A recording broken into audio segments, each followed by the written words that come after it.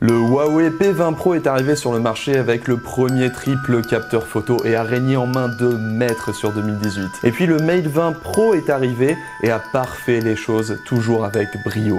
En 2019, alors que même Samsung est en train de copier la formule efficace sur ses Galaxy S10, Huawei s'apprête à sortir sa nouvelle génération. Salut à tous, c'est Maxime de Frandroid et aujourd'hui je vais vous dévoiler tout ce qu'il faut savoir sur les prochains Huawei P30 Pro et P30. Vous êtes prêts ? C'est parti.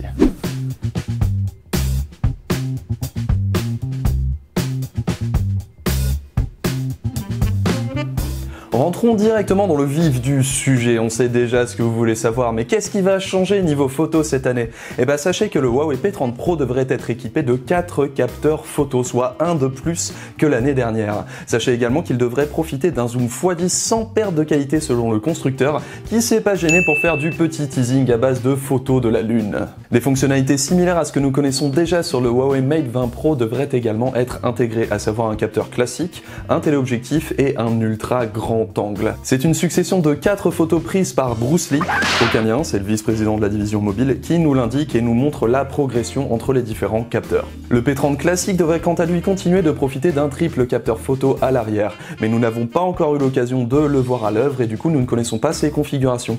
Ceci étant, il devrait tout simplement profiter des mêmes fonctionnalités, mais avec des capteurs un peu amoindris.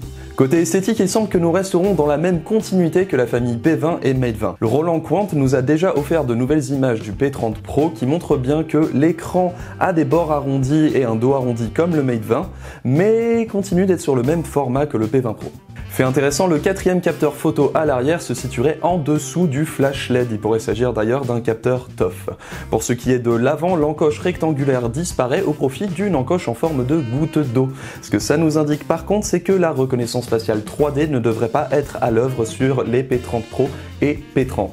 Par contre, il devrait disposer d'un lecteur d'empreintes sous l'écran. Petit fait amusant, sur les Huawei P30 et P30 Pro, le constructeur aurait décidé de rendre le haut et le bas complètement plats, de manière à pouvoir les faire tenir debout sur une surface plane sans aucun souci. Ça devrait être plutôt utile pour la visioconférence et éventuellement les selfies. Pour le P30 classique, on devrait observer la même différence qu'il y avait entre le Mate 20 Pro et le Mate 20 normal, à savoir que la face avant est ici totalement plate, mais les lignes générales restent à peu près les mêmes. Les bordures autour de l'écran devraient aussi être un peu plus marquées, mais ce n'est pas non plus hyper dérangeant. Niveau configuration, c'est sans surprise que les Huawei P30 Pro et P30 devraient être équipés du Kirin 980 qu'on a déjà vu à l'œuvre sur le Huawei Mate 20 Pro. Pour ce qui est du P30 Pro, il profiterait de 8 Go de RAM et 128, 256 ou 512 Go de mémoire de stockage.